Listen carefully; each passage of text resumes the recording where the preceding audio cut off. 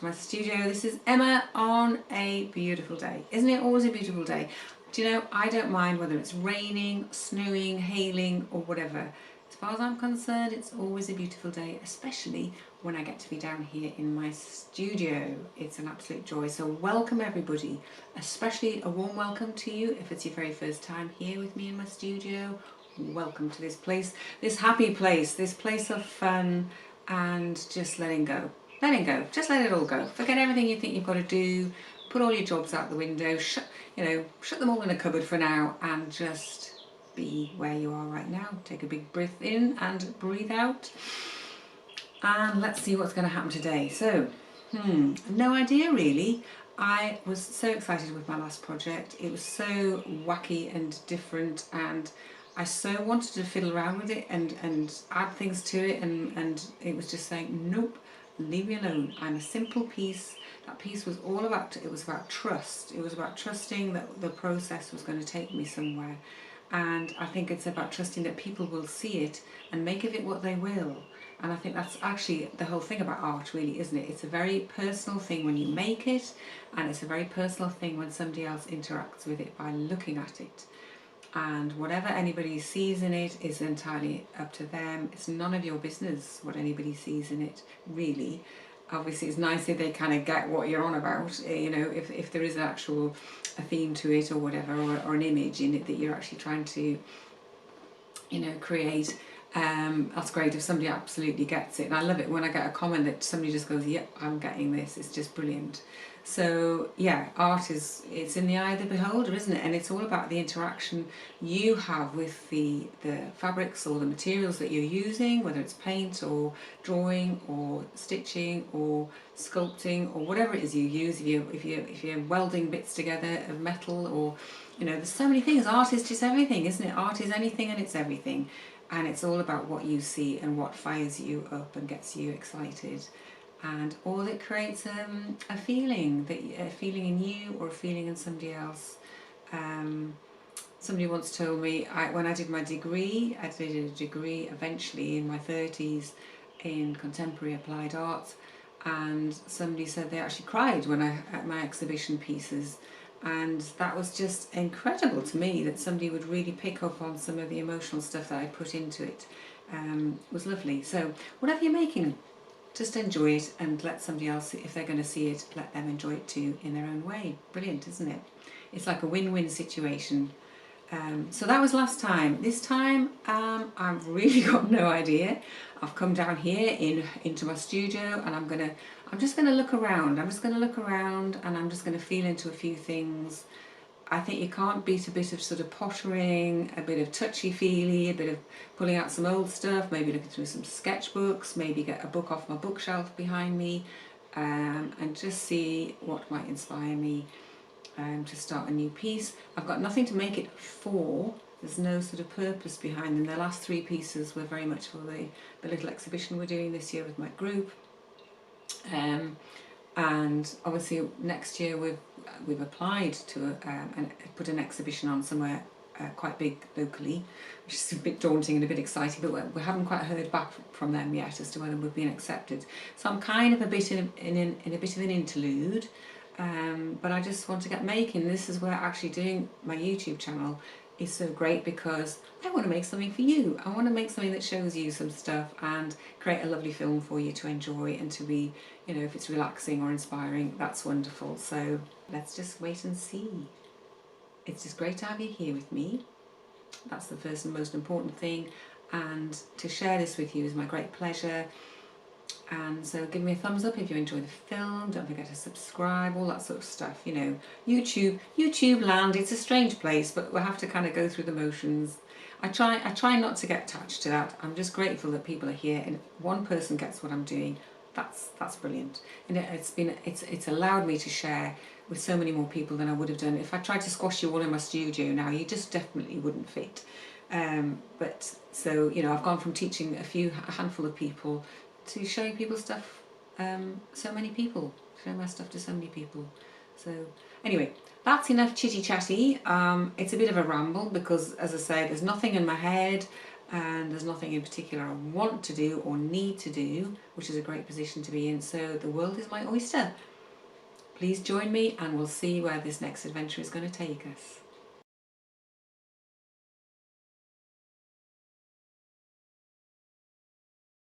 Okay, so this is the box of fabrics that I've chosen, or it's chosen me. I'm not sure which way around it is. These are what I call my sea blue colours. Aren't they gorgeous? You could just be off on holiday when you look at these, whether you're going somewhere exotic and abroad, perhaps off to the Caribbean, perhaps on a little cruise, or just up somewhere lovely like the Outer Hebrides. And then you get these fantastic colours up there as well. So I'm just going to look through them and see kind of which fabrics would like to be joining me on this next trip, because I'm about to go on a journey as well. Actually, it's not a holiday, it's a journey of exploration and seeing what's going to come out next from these fabrics. Okay, so I've chosen another box of blue fabrics here. These are still sea blues, but these are sort of darker tones. I try and keep my lighter ones in one box and my darker ones, and then I've got even darker ones in another box. Just helps keep things, you know, kind of manageable somehow. So I'm just wondering, I think this one might go in this box as well. I've got some lovely, gorgeous sort of chiffons here.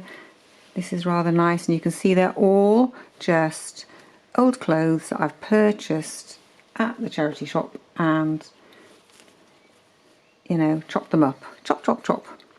And I've used some of these for years. Some of these are really old friends, and it's lovely to get them out again and just have a play. I often seem to turn to these colours in the summertime. I often turn to sea colours. I don't know why, there's just something about it. I often start to wear sea colours in the summer as well. I tend to wear my turquoise colours in the summer and move away from my pinks and purples. It's just something in me that just says now it's time for turquoise. So I don't think there's anything else in that one that wants to come out. I've got some lovely things. Some things I've used a lot of and some things I haven't used so much of, but you know, again, you can see little bits have been utilised. It's all grist to my mill. It certainly is. Do I want that one? No, that was quite thick. So let's just see if there's another box that wants to come and join this lot and see what's going to come next. So here we go, yet another box of sea blues, but these are very pale ones. These are my very gentle colours. I love these. These are very very evocative, very soft. It's so funny because I think I grew up very near the sea. Anybody who knows the northeast of England, and I was actually born in Sunderland, and we used to spend many a happy hour down at the beach. My mum used to take 4 children down to the beach, and on a really wild windswept day we would go and play dodging the waves, and the waves would come crashing up over the edge of the pier, and sometimes we used to go and see whether there were any big ships in. And you know, we used to dig sandcastles, all that sort of stuff, and go swimming. And in the sea there was coal floating around in the sea, and it was always an adventure. And how my mum managed us all to get there and get home again and clean us all up afterwards, I don't know. She was amazing, my mum. She really did so many wonderful things with us as children. She really worked hard looking after us all. So I'm feeling this one kind of wants to go in. This is quite a misty sort of colour, and again I've got textured pieces, and I love these soft organza ones that I just really love. They're really delightful, but I don't think anything else wants to come out of that basket, so we'll see. Okay, so these are the fabrics that seem to have come out of my boxes. Quite nice colours. I think they go quite nicely together. And these two sort of, that's slightly got a hint of blue to it, but very, very pale. Quite silvery really, I suppose. And then this lovely coloured fabric which has actually got another side to it, but this is rather nice with it. It feels like sort of something quite beachy here, but I don't know whether that's what it's going to be. We just don't know. So I'm going to start cutting up some fabrics next, cutting them up, and I feel this is going to be another embellishing project. Apologies to those of you who haven't got an embellisher. I hope you enjoy watching it. It's just, I think at the moment I just really seem to need to use my embellishing machine. It seems to be what I'm mainly using as my process at the moment, and you know, If you haven't got one, maybe you could borrow one from somebody and have a go. A lot of people have them stashed in their cupboards, you know, and they just don't realise how much fun you can have with an embellishing machine. A lot of people buy them at sort of sewing shows, knitting and stitching shows, and you kind of take it home and then you go, ooh, and a lot of people buy them for felting and think that's all you can do with them. And I would say, no, you can do all sorts of things with an embellishing machine. It's the most wonderful thing as far as I'm concerned. It really changed a lot of what I do when I got an embellishing machine. And I don't use it all the time, but I seem to be using it a lot at the moment. So as I say, apologies if you haven't got one. I hope you'll just enjoy the process. And you could always try doing it. Ooh, lovely piece of gold there. You can always try doing it without and just do the sort of process and just do stitching and see what happens. It's all about experimenting, whatever it is anyway. Playing and experimenting. How does it get any better than that? Righty. This is exciting, isn't it? I just love starting again. It's so exciting because I have no idea what exactly is going to come out. We've obviously chosen some fabrics here and they are gorgeous. As I say, they just make my heart sing at this time of year. I just love these turquoise colours. And what I've done is I've cut myself a piece of this. Now this is, if you haven't seen this before, I know a lot of you have, but this is what I use often as a backing these days. I used to use calico and this, but these days I just use this with a tearaway stabiliser on the back and the fabrics go on top. It's very easy to embellish, it's very soft. It's cotton curtain interlining. It's quite a thin one. It's not, there's no bulk to it at all. It's very thin. And in fact, I need to order some more from the shop that I get it from. I just get it from a local shop and they send it out to me because it saves travelling to them. And I will put a link down below for anybody who wants to know where I get it from. As I say, they do mail order, they will send it out to you. And I buy it because it's quite cheap. It's relatively cheap to buy compared to buying a posh quilting wadding, which is, you know, back in the day I did used to buy proper quilting waddings occasionally. At least once I have done that, but I discovered this stuff and it's just brilliant because my quilts weren't for quilts, you know, they weren't for using. They didn't need to be particularly warm or anything. They were just for hanging on the wall. So anyway, that's what I'm going to use. I've cut it sort of to a nice big shape and I'm just going to get some fabrics cut and get it started. Honestly, I'm just so excited. So let's see, what should we start with? Just pick a fabric. Now what I need to do actually, is, I think it's going to be this way up, we've decided, and we're going to be doing, I think it's going to be sort of seascapey, possibly, we just don't know at this stage.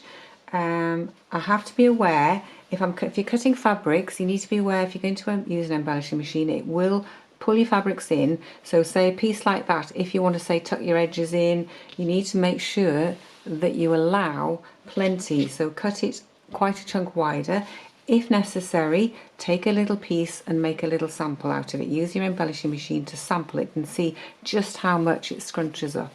That can be very useful and helpful to do. It's also a nice way of just working out what sort of order of fabrics you want to put them down in, or, you know, a little bit of composition work, a bit of sampling can be very helpful with that. So I'm going to have a little play with these and then we'll get to cutting. Okay, so I think the first one I'm going to cut is some of this. I've just actually ironed it a little bit, ladies and gentlemen. I just want you to know I've been very reckless and got my iron out again. Isn't it gorgeous? It's lovely the way it's sort of crinkled, and the crinkles have sort of brought some of the colour through from the other side. It's really, really pretty. So I'm just going to whiz up here with my scissors. You may think this is terribly profligate cutting up clothes that somebody could wear, but I have to say I get so much fabric out of them and I use them for years and years and years, probably longer than somebody would wear them. I used to cut up my own clothes. I've actually just about used all of those up, and I don't think there's much of that fabric left now. But also it means the charity shop gets a bit of money from me, and the choice of fabrics is fantastic. I don't have a fabric shop nearby, and buying things like this, buying sort of fabrics to make art with online, you know, I just can't do it. You need to see it, don't you? You need to feel it and connect with the fabrics that you're going to be using. So I just think this is really a really nice win-win situation. So I'm just wondering what sort of shapes we're cutting here. Just have a little spread that out and see. Oops. I'm trying not to think seascape. I'm trying to just let my mind be blank and just let the sort of my scissors and the fabrics just say what I'm doing. So I'm just going to do that. I want to cut that in along the middle as well. And by the time the embellishers had a go at these, there'll be different sizes and shapes anyway. So I think I'm just literally cutting strips. Cut this one up as well. As the project unfolds, I find I get some idea of where it might be going, which is really helpful, obviously. But I quite like starting out like this without knowing what is going to be coming, because it makes life so much more exciting. You know, I've been making textile art for a long time, and I've done it in lots of different ways. Do I want to? No, I don't. I think that might need ironing before I cut it up. So to actually find a whole new way of doing this is really exciting, and it might not be how you want to do it. Absolutely not. You must do your creating exactly how you want to do it, but it might just inspire you to maybe let go a little bit. I think it's very easy to be very fixed in your ideas, as I used to be, about what you want to create, you know, and it needs to look a certain way. It's just a bit like life. Honestly, my life, I've just let go of so much control of things, and I just let the universe kind of plan things for me now, and I just join in and I show up and I do what comes to me to do, and my life has got much more relaxed, much less stressful. And if that's not your cup of tea, that's absolutely fine. It's just how I'm choosing to do it. I'll just see if we can cut that bit off there. There we go. As I say, I love this colour. I like the grey on the back as well as I like the beige on the front. Such a pretty shade. And I haven't got much of this left now. It's been well used. Let's cut that a little slim bit there.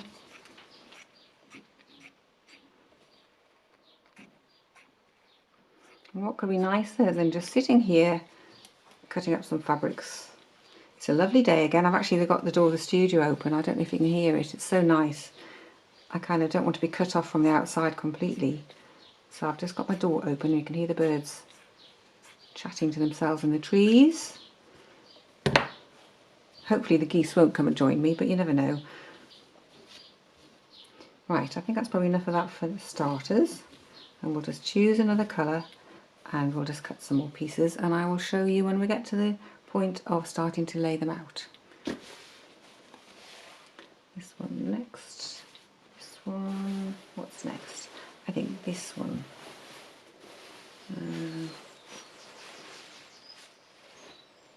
This one next, I think. Oh, this is already sort of cut into pieces.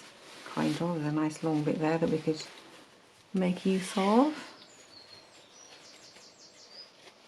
So I'll just keep cutting, and then I'll show you again when we get to the point of sort of beginning to lay things out and see where they're going to go, if that's what I'm doing. I might be just doing it completely random like I've done the last few pieces. That might well be the way to go. And just let some magic happen.